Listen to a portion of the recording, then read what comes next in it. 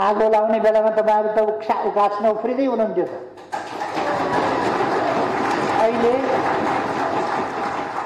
अहिले शान्तिपूर्ण र्याली चाहिँ गर्न निषेध, यो देशैमा निषेध गर्नुहुन्छ तपाईँ। देशै तपाईँको कहाँबाट ल्याएको हो तपाईँले यो देश?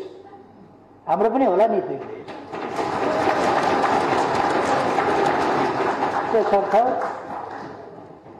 अस्ति युवाहरूले शान्तिका लागि शान्तिपूर्ण मोटरबाइक र्याली गर्छु भन्दा प्रशासनले इजाजत छैन भन्यो।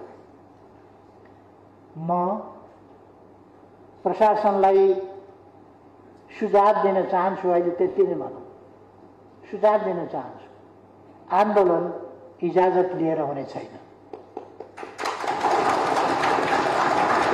आन्दोलन अनुमति लिएर हुने छैन। आन्दोलन तपाईहरूको स्वीकृतिमा हुने छैन।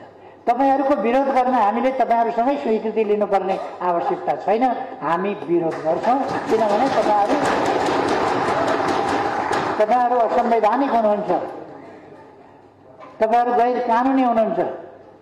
त्यसकारण तपाईहरूसँग हामीले शिष्टता मर्यादाको भाषा बोल्यौँ, इजाजत माग्यौँ। तपाईहरू त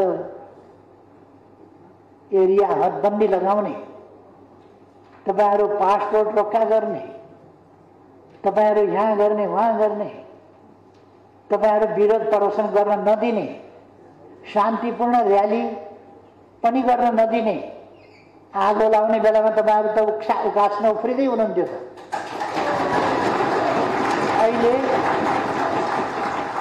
अहिले शान्तिपूर्ण र्याली चाहिँ गर्न निषेध, यो देशैमा निषेध गर्नुहुन्छ तपाईँ। देशै तपाईँको कहाँबाट ल्याएको हो तपाईँले यो देश?